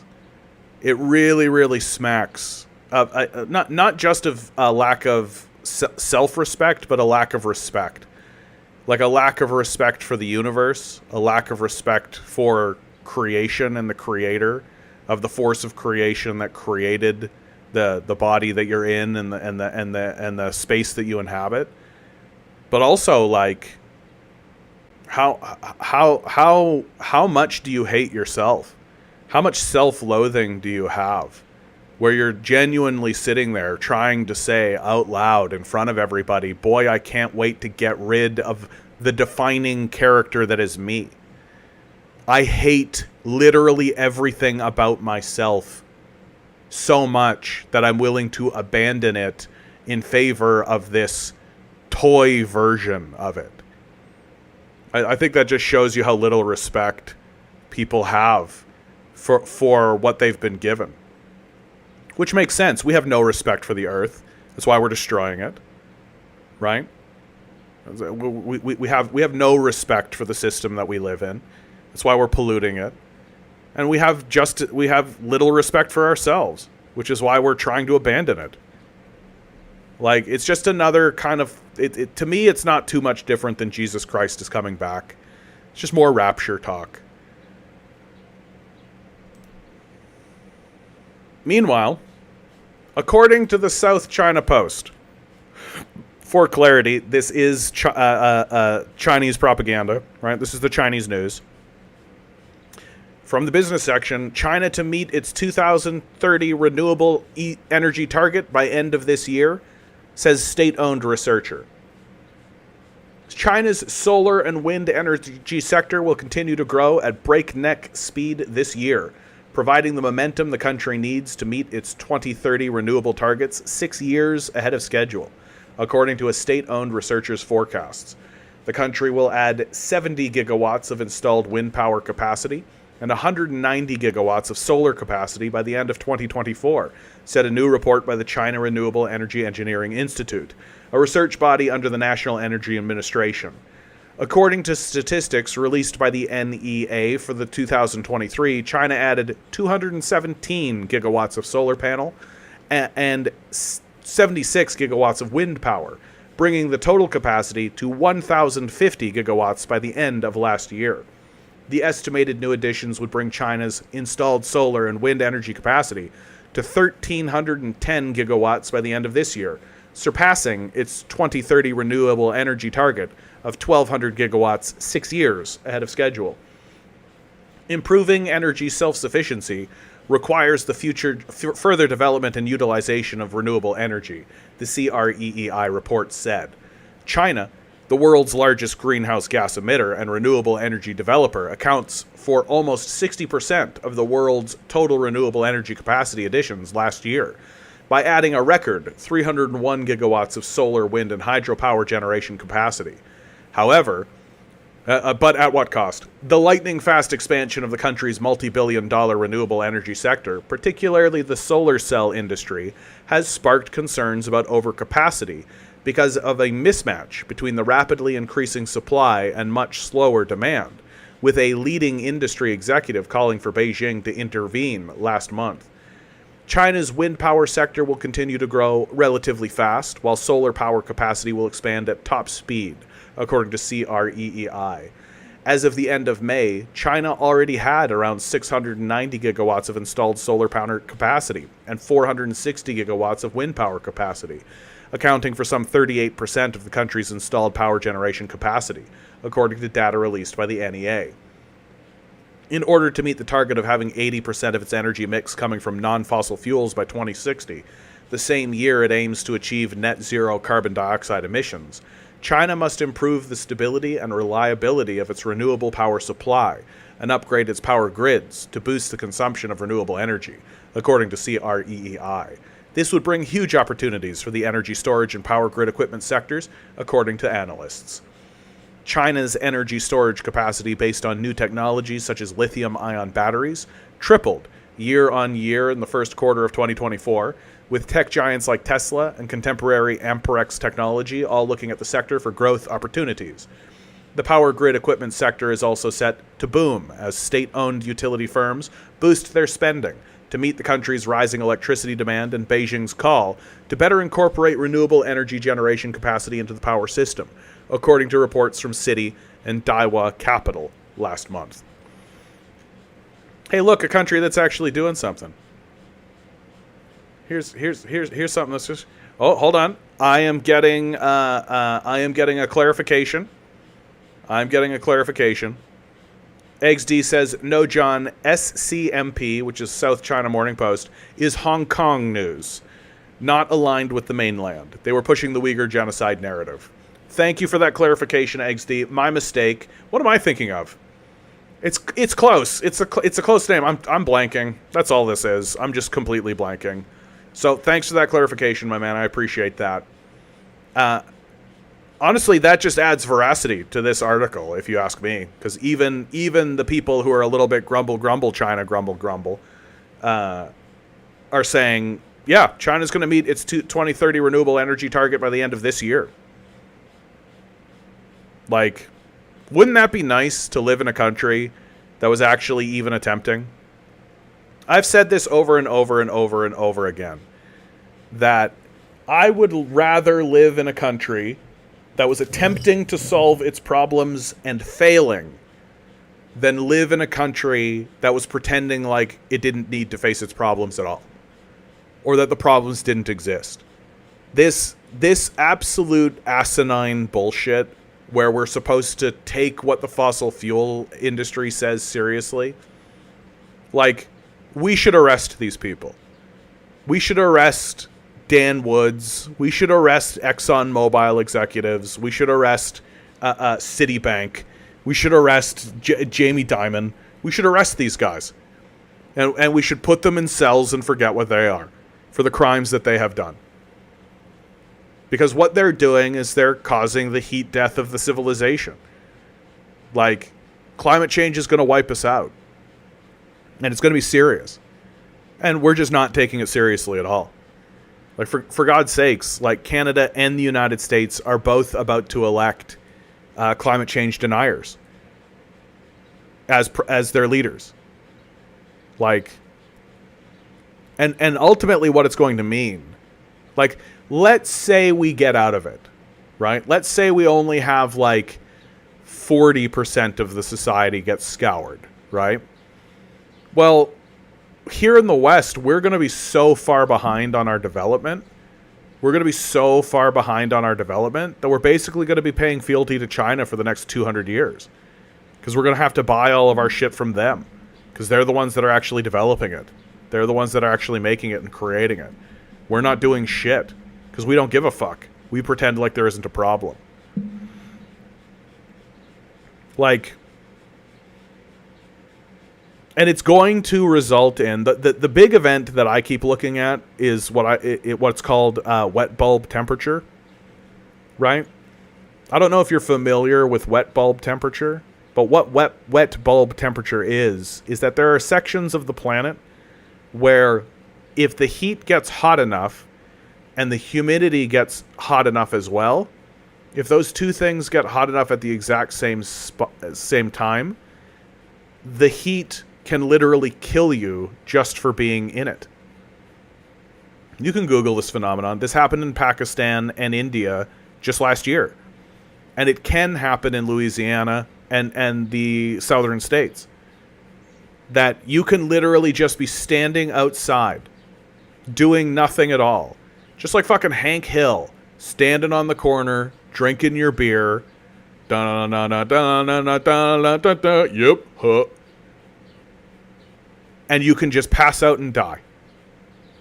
Because the heat and the humidity is so high that your body loses its ability to regulate its internal temperatures, and you just cook.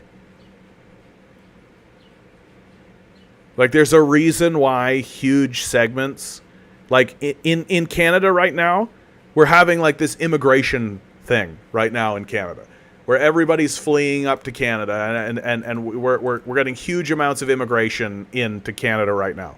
And of course, it's like making all the white supremacists lose their brains. So, a huge section of the population. Well, most of them are from India. Most of the people that are coming to Canada right now are from India. And it's in no small part to this wet bulb temperature event. You're literally living in a country where all you need is one bad day. Like, all you need is one bad fucking day. That's all you need. One bad day, and you're done. Dunzo finito. I would get the fuck out. If I had the means, if I had the money, if I had the capability, I would leave. And I would go somewhere that's not going to just kill me for standing outside one day.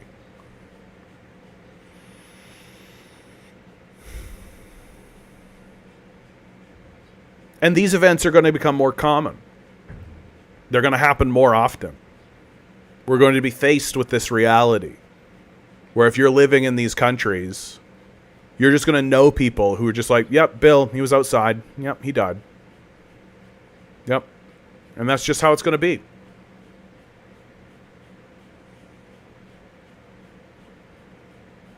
Well, I'm going to pivot from this because this is an article that caught my eye and I'm interested in it. From NBC News. She won a Pulitzer for exposing how the country's poorest state spent federal welfare money. Now, she might go to jail. The rabbit's got the gun now, said a lawyer for former Mississippi Governor Phil Bryant, who is trying to force reporter Ann Wolfe to reveal her sources. When Ann Wolfe won the Pulitzer Prize for her dogged reporting on Mississippi's welfare fraud scandal, she had no inkling she was soon going to have to contend with the possibility of going to jail. But just over a year after she secured journalism's top award for exposing how $77 million in federal welfare funds went to athletes, cronies, and pet projects, she and her editor, Adam Ganicho, are contemplating what to pack for an extended stay behind bars. Sued for defamation by the state's former governor, a top subject of their reporting, they have been hit with a court order requiring them to turn over internal files, including the names of confidential sources. They say the order is a threat to journalism that they will resist. If one of us goes to jail, we will be the first person to go to jail in the Mississippi welfare scandal, Wolfe told NBC News, referring to the 8 indictments that stemmed from the imbroglio, none of which has yet resulted in a sentence. How can I make promises to sources that I'm going to keep them confidential if this is possible? The case has drawn attention beyond Mississippi as an example of how public figures can make life difficult for news organizations long before they have even presented evidence of the actual malice needed to prove defamation cases. Mississippi Today, the independent nonprofit organization that employs Wolfe and Ganicho, is asking the state Supreme Court to overturn the order. Bryant appointed 4 of the 9 justices. Breaching the confidentiality of sources violates one of the most sacred trusts and breaks one of the most vital tools in investigative journalism. Ganicho wrote in a recent New York Times op-ed, "No serious news organization would agree to this demand." The plaintiff in the defamation case is Phil Bryant, who was governor when the scandal erupted, first with a report by the state's auditor, then with a blizzard of coverage by Mississippi Today. Bryant, who has not yet been charged with a crime and says he did nothing illegal, claims the online news organization wrongly accused him of criminal conduct. He declined to be interviewed, but his lawyer, Billy Quinn, said the lawsuit is not about punishing good reporting. I'm just going to hold on for 1 second. Billy Quinn is the name of like a slumlord lawyer, right? Like, got a problem? Call Billy Quinn. Number below, right? Like, it's like Better Call Saul. Billy Quinn. You got journalists hounding you? Better call Billy Quinn. Trying to get him to quit? Call Billy Quinn. You want to win? Call Billy Quinn. There, we got there. We did it. You want to win? Call Billy Quinn. There you go, Billy Quinn. You're free to use that. You're welcome, Billy Quinn. I didn't sue them because they exposed $77 million worth of misspending. He applauds them for doing that, he said. The suit is about defamation. Sure it is, bud. The scandal came to light after Wolf began asking questions about how a poor state rejected more than 90% of the people who applied for welfare. She wanted to know where the federal money was going. Dude, hold on. I gotta reread that one. The scandal came to light after Wolf began asking questions about how a poor state rejected more than 90% of the people who applied for welfare. She wanted to know where the federal money was going. Her queries led to a referral to the state auditor, who published a scathing report in 2020 questioning more than $90 million in spending. The details were stunning enough to make national news, though not surprising to many Mississippians. In America's poorest state, there are only a few thousand families a year qualify for welfare. White state officials and their associate diverted huge sums of federal welfare money intended for poor and mostly black women and children, according to public records. Jesus Christ. So not only are they trying to cut welfare spending as bad as they possibly can, when they actually do get welfare spending to a state, the state just takes it.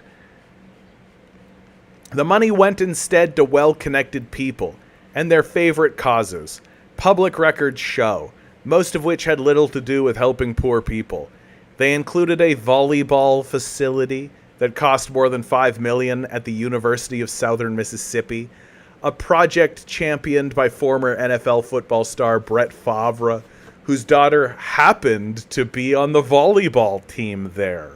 Favre, who has not been charged, also received $1.1 million for purported promotional efforts. And a drug company in which he owns stock, Provacus, received $2.1 million, according to public records. Favre lobbied the governor to help secure the money, according to text messages attained by Mississippi Today. It's third and long, and we need you to make it happen, Favre texted Bryant on December 26, 2018. Bryant replied, "I will open a hole." Jesus Christ, these guys are so fucked. These guys are enormous losers. Just like enormous losers, right? Like, let's steal welfare money to make a volleyball court for my daughter. What a bunch of enormous fucking losers. Like, Brett Favre is an enormous loser. Stealing money from poor people so that he can make a fucking dime off of some drug thing. The question of Bryant's role in the spending was a key topic of reporting in the series of articles that won the Pulitzer, dubbed The Back Channel. It's now at issue in the defamation lawsuit. The investigation, published in a multi-part series in 2022, revealed for the first time how former Governor Phil Bryant used his office to steer the spending of millions of federal welfare dollars. Money intended to help the state's poorest residents, to benefit his family and friends, including NFL Hall of Fame quarterback Brett Favre. Mississippi Today reported when the prize was announced. Bryant takes issue with that and similar pronouncements, saying he played no role in directing the money. The man who did, Quinn said, is John Davies, the state's welfare director, who pleaded guilty to federal fraud and theft charges in September 2022, but has yet to be sentenced. The fact is, I did nothing wrong, Bryant said in a statement in May 2023. I wasn't aware of the wrongdoings of others.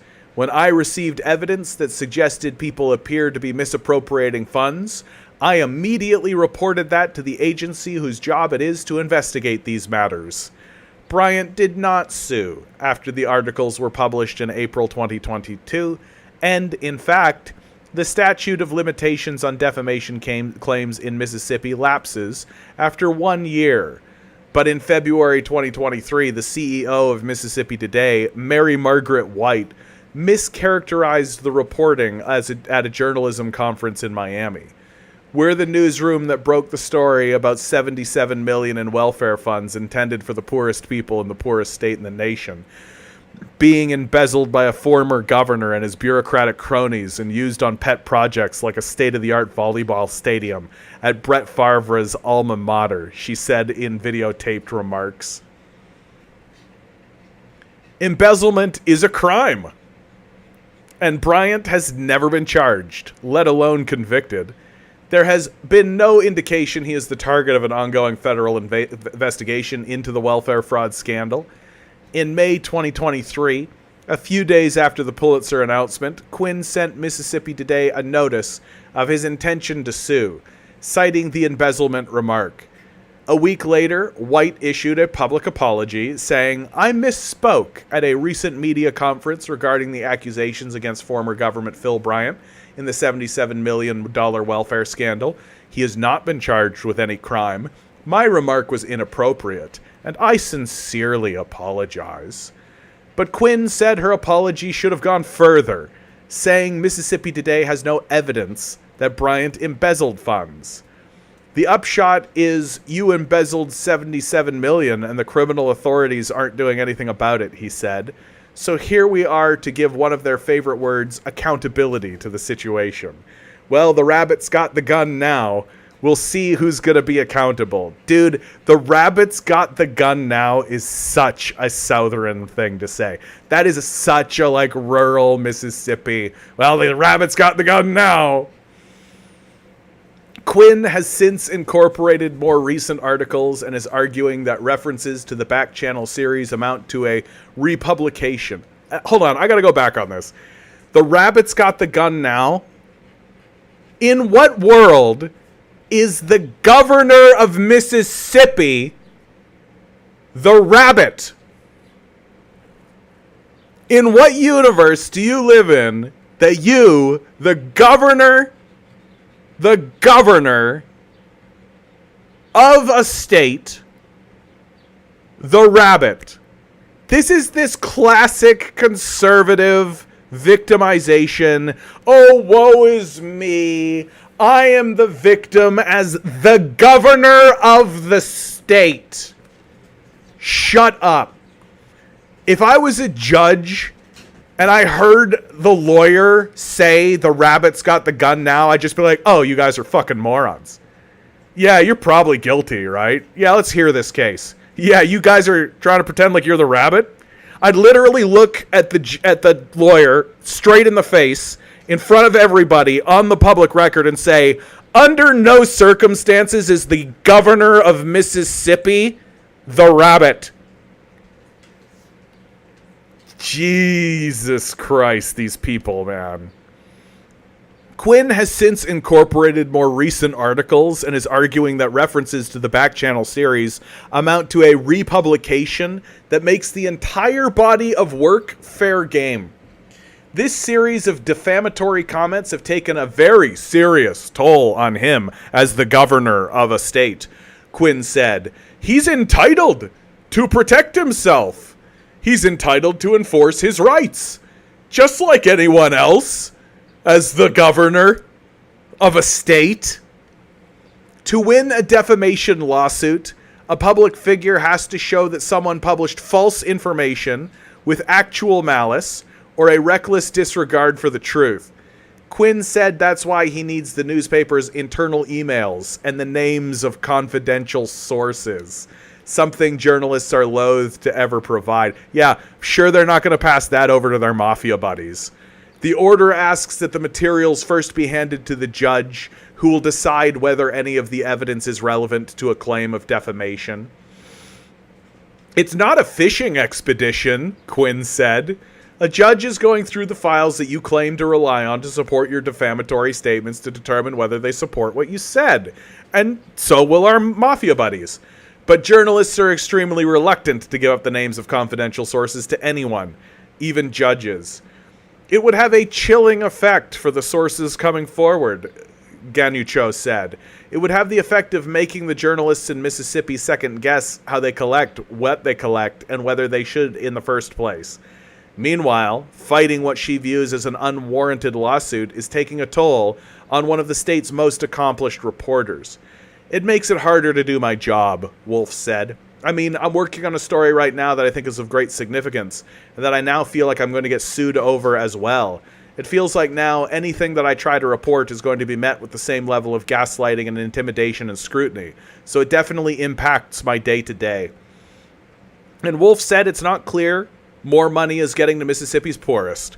According to the state figures, as of June, 1,423 families and 2,522 individuals are receiving federal welfare grants administered by Mississippi, a state where 548,000 people live in poverty.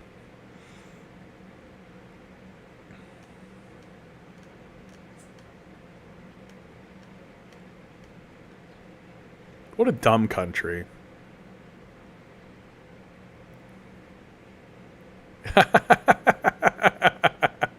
We got a commenter over on Twitch. Strong comment, my man. His name's CJLJ2K. You sound like someone who would read the Lorax with full yelling.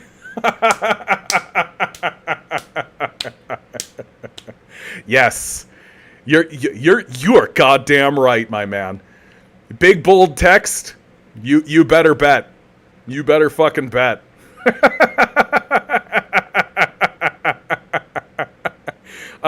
Thanks, bud. I needed the laugh. That was good.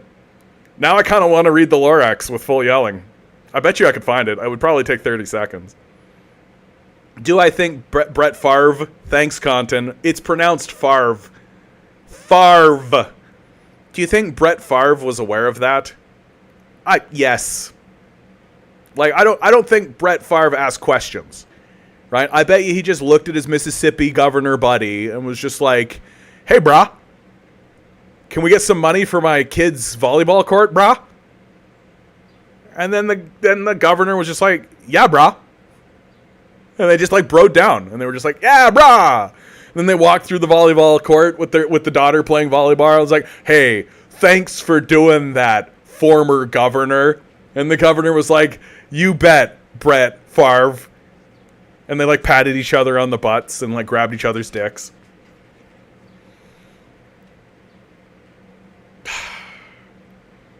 Dude, this story kills me, man. This is just like straight up like America is so fucking done. Like it's like pulling teeth to get money allocated to even give to poor people, right? And incidentally, every time we've studied this issue, right? Like, if you actually understand how economics works, actually, the best place to put money is in the hands of the poorest people.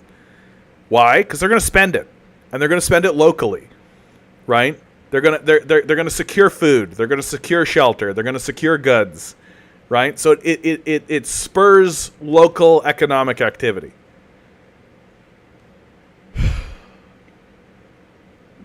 And so even when we convince these rich psychos to actually do it, they just take it. They just take it. And I bet you that this guy who pled guilty, Mr. Welfare Fraud over here, like the director of welfare fraud or whatever his fucking name was, right? You know what his punishment is probably going to be? Like, he probably embezzled like $50 million for himself. And his punishment is probably going to be, you got to pay $2 million. That's a big fine. And so he's going to be like, great. And he's going to pay $2 million. He's going to walk away with $48 million. That's probably what's actually going to happen. XD writes, a new guy in the chat who engaged with the article first? I'm confused. Who engaged with the article first? This is kind of bothering me. There's like this thing. What is this? Oh, that's from that. Thanks again, Baldy. You're super cool. What a cool guy. Oh.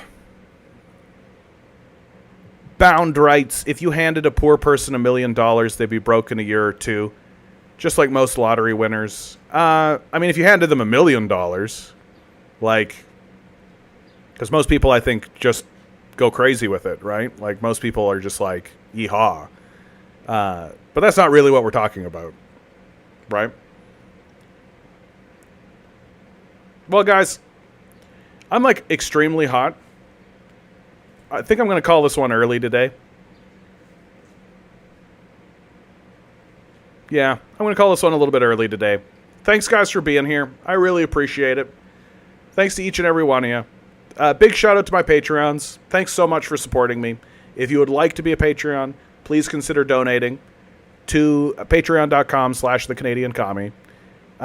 Always remember, guys, each and every one of you is a quantum being walking around in quantum energy.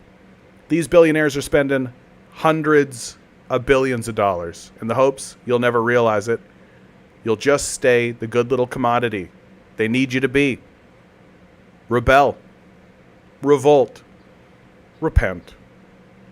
Good luck. We're going to need it.